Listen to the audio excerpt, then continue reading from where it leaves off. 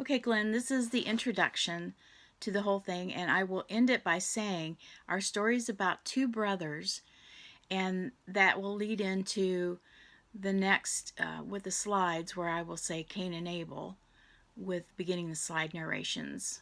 Okay, thank you. Hi, everyone. It's so great to be with you again. We're here to tell stories from God's Word, and if you remember, all of these stories are true. We've started a new series. Let's see right here if you remember. This new series is called the Seven C's series. So they're words beginning with the letter C. Do you remember what the first C was? Wait a minute, here, tell me again. Yes. The first C is creation, because of the first story in the Bible about God's way with creating everything. And he finally ended up with saying that everything was very good. And he rested.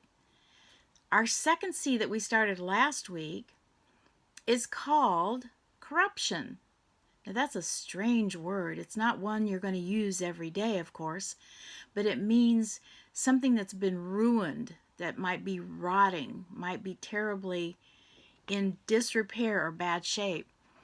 And that's because of sin. Sin came into the world because of Adam and Eve's disobedience.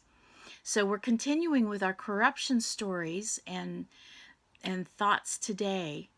And I want you to also think about the verse that we're talking about, our memory verse.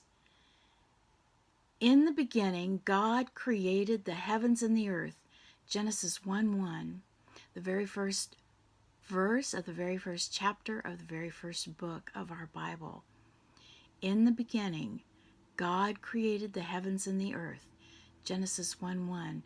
We'll review this later on as we close out our lesson. Well, today we're going to talk more about corruption. And our story is about two brothers.